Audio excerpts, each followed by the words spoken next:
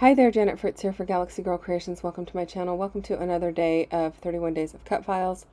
Today's cut file is the little teacup, and I am actually documenting my favorite tea, which is not really, I don't know if it's actually, it's called tea.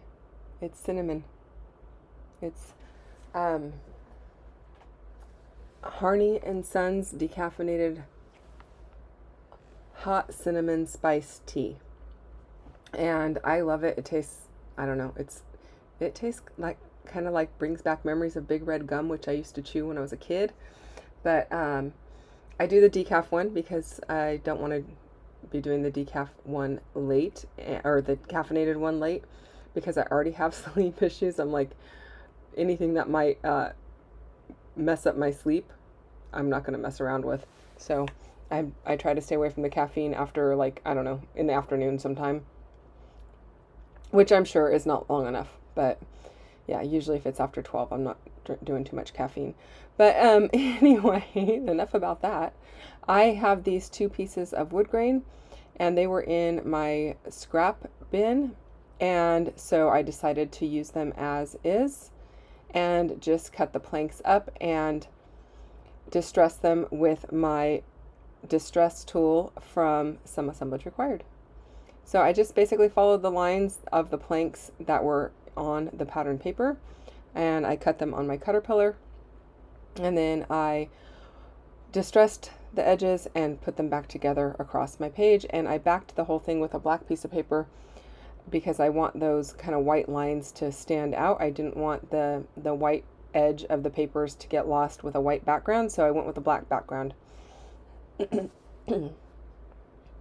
And I'm really liking how this is looking so far. I also just pulled out a pack of florals from Woodland Grove, which I believe is possibly a Maggie Holmes. And I don't have much Maggie Holmes stuff. I just have a few pieces of paper and some random bits and pieces here, but I always buy floral packs if it doesn't have a whole bunch of other random stuff in it. And it doesn't matter what collection they're from, because I can always pair them up with other papers. I can always pair them up with wood grains or with a mixed media layout.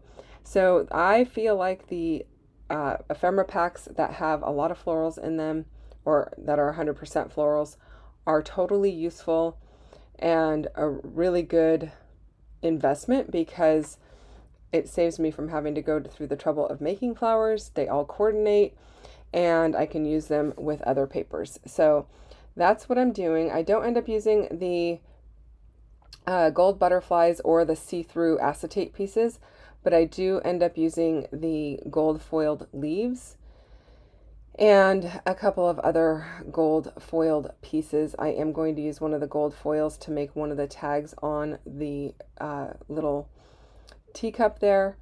And I'm not really I'm building my cluster, but I'm not building it on the page. I am just building it so it's all stuck together and I can move it around. And so to do that, I just put a little liquid glue on the top of my leaf before I tuck it in underneath my big flower. And that is going to allow the two to stick together, and then I can pick up the whole thing and move it around. I am pretty certain that the pieces are where they are going to end up as far as the cluster as a whole. And but I still want to leave a little bit of allowance in case I want to move something around. So whether it's just a smidge right or left or something like that, I want that freedom. So that's why I am just building the cluster as a cluster, and then I will glue the whole thing down. Now I did go and do a little fussy cutting for these sprigs because I felt like the white around them was just way too much. So I just cut around them a little bit here and there to kind of get rid of some of the white, and I like it a little bit better that way. So I didn't make you sit through all of the cutting. I did trim around more of that than I just showed you, but it's kind of a time-consuming process to fussy cut, and I didn't want you to have to sit there and just watch me fussy cut it.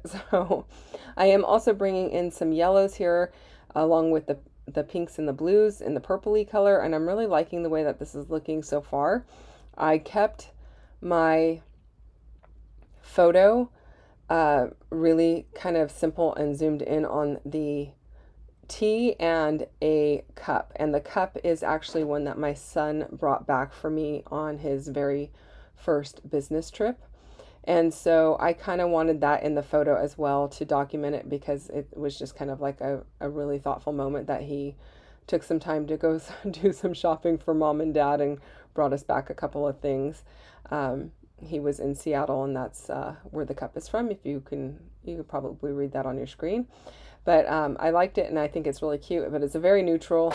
It just goes with all the wood grains that are going on in the background. So I felt like the florals could really pair well with everything I've got going on between the wood grain, the two different shades of wood grain, and the cup and the gold tin that the tea comes in. And now I'm going to add some more gold pieces because I want to bring out that kind of gold in the tin. The tin is actually a little bit more orangier than gold, so maybe it has kind of a coppery look to it rather than just a straight up gold, but I'm okay with the metallic look being kind of a bit of a mixture. I kept it in the yellow family. I didn't add any silver or anything like that, but I'm really liking the way that this is coming out with the coppery color in the photo and the gold in my clusters. So for my journaling, I will probably just write on that lighter color of the wood grain, and I might add a few labels. So I don't have a ton other than that's my favorite tea, and then to mention that the cup was gifted to me from my son, and it was from his first business trip. So I am using some smaller scissors to trim out the center of the handle here, and I did do that backing a little separately so I wouldn't have to sit there and try and poke a hole. Another good way to make a hole in that paper, though, is to just grab a hole punch and punch a hole in the center of the handle, and then you can get your scissors in there really easily to cut it. But I didn't do that because I didn't even think about it. I backed the teacup itself and then went, oh yeah, I should probably back the handle as well. And that's okay. It happens, right? The piece for the teacup, it was just out of my scraps, and I am just trying to use up stuff from the scrap bin today, and doing a pretty good job of it. I've got three pieces that have been used today, and two of them in whole, meaning those two background pieces that I've created for the wood grains, and then a little bit of this pink. And I think the pink looks great because it matches the florals.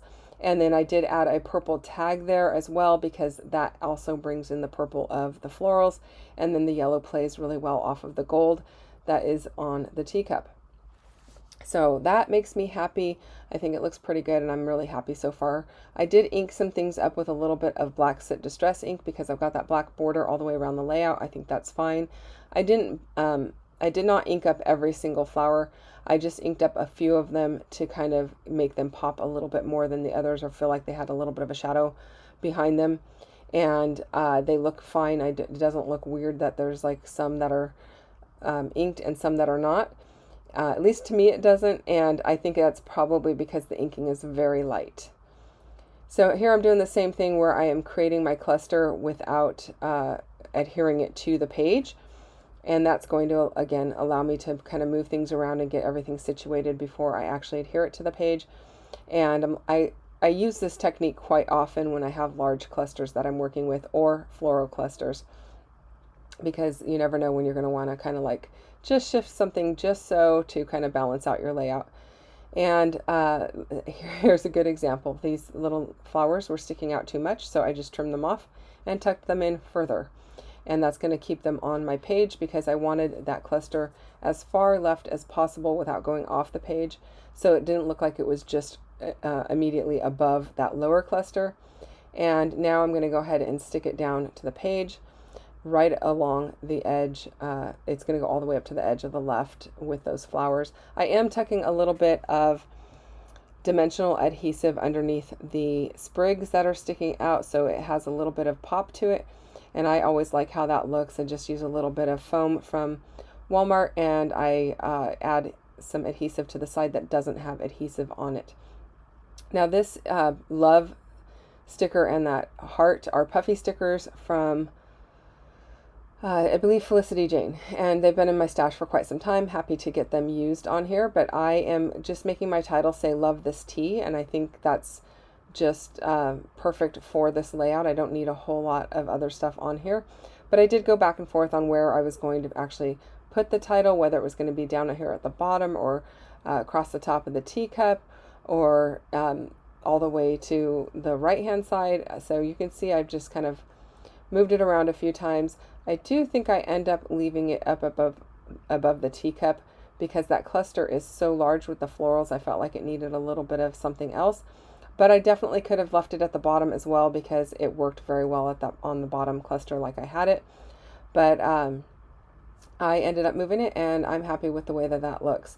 So I will just do a little bit of journaling on the background paper, and that is about it, you guys. Don't forget to go check out MK's channel and see what she's got for you today using this cut file. I hope that you enjoy this one. I had fun making it for you, and I would love to see what you guys make with it. So go join the Facebook group if you haven't already, and share your layouts over there. Links are all down below, so you can find that, including a playlist of other people playing along as well. Thanks so much for watching, and I'll see you guys again tomorrow. Bye-bye.